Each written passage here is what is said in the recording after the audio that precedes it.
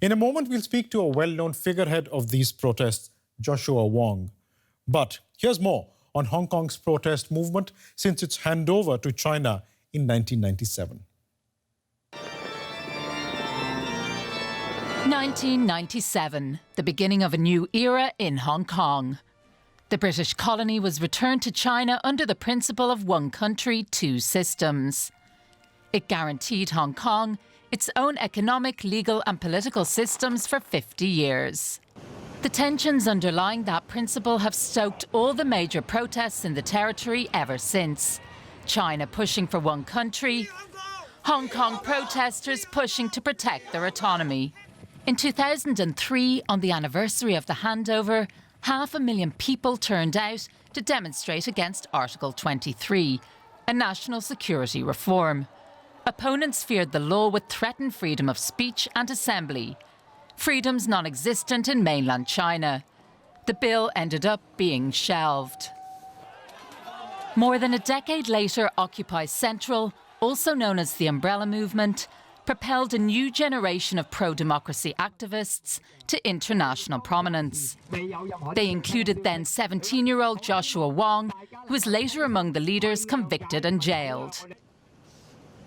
The activists at the heart of the protest had already been mobilising for several years, spurred on by a crackdown on mainland dissidents and concerns about Beijing's encroachment into the territory.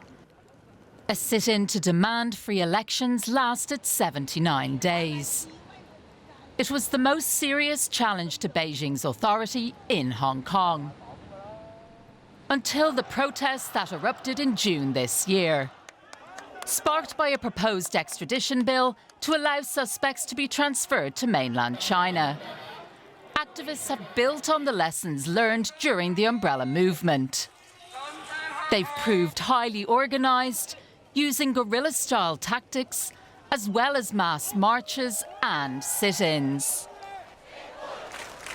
The message: they won't give up Hong Kong's autonomy without a fight.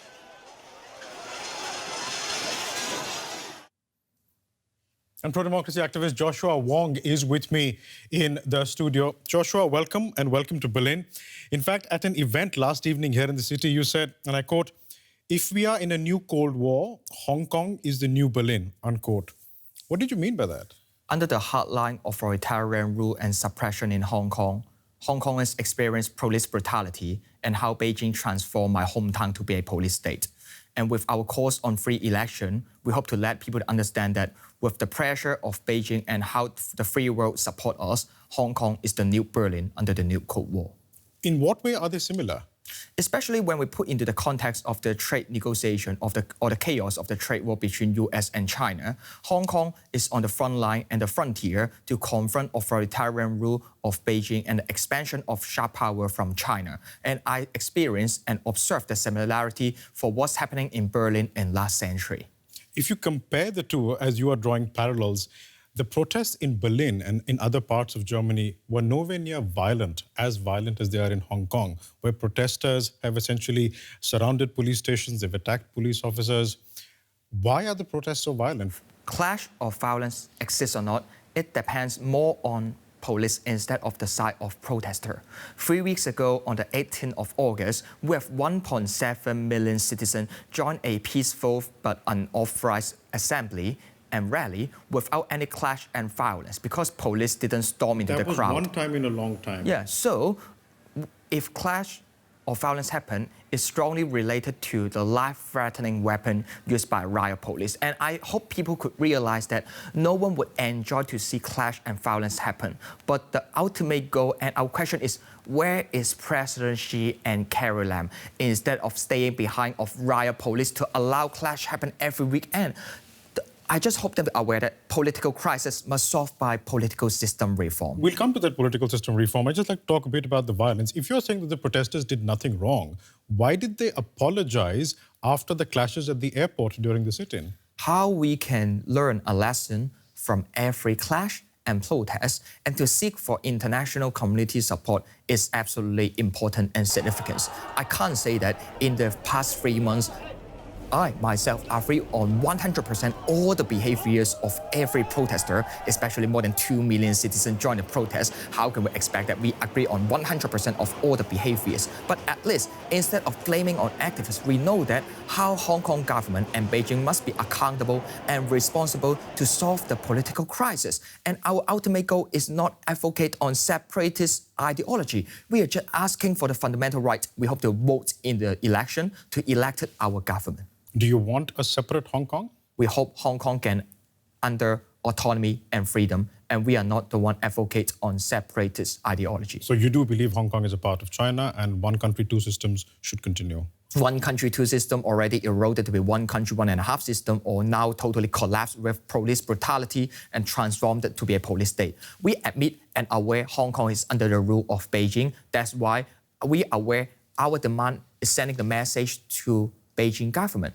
President Xi, you should allow Hong Kong people to have free election. That's the promise made in the international treaty, Sino-British Joint Declaration. Let's try and talk about how the situation can be diffused. Now, you had Carrie Lam, the Hong Kong chief executive, offer an olive branch a couple of days back, and she said, let's engage in dialogue. It's something that she has repeated today as well. Why do you all not engage in dialogue? On the one hand, Carrie Lam held a press conference to say that she welcomed dialogue. On the other hand, she didn't reply the open letter from pro-democratic camp lawmaker. Pro-democratic camp lawmaker... Yeah, but that letter was written a long time back.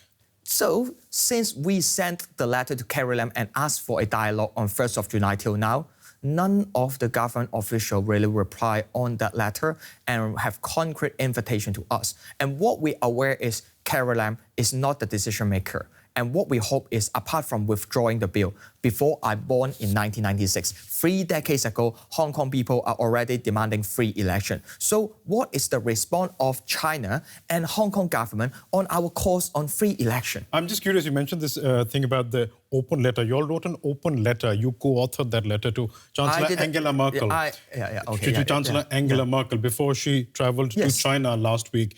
The German government did not meet you there. Nobody responded to that open letter, yet here you are in Germany and you met Heiko Maass, the foreign minister. I'm not surprised for them will not directly reply on that letter, but it's a good move for how the Chancellor and Germany government pay attention to what's going on in Hong Kong, especially emphasize the importance not to use violence or not to use force to solve the political crisis. I know people might have different insights or perspective on the behavior of the protester side. But more important thing is if Beijing decided to imply the martial law in Hong Kong, which means the emergency ordinance to shut down the internet or public transport, or send troops to Hong Kong to allow what happened in the Tiananmen Square 3 decades ago happen in Hong Kong again, that's not the way out. And it's not threatening only Hong Kong, but also global economy when we recognize Hong Kong as the global financial center. Joshua Wong, what should happen next? What do you want to see happen next? We will continue our protest with our calls on free election and condemn on police brutality until 1st of October, the China's National Day. What we are asking for is just the promise made by Beijing in the international treaty. We need to elect our own government. And now it's time for President Xi to have reflection.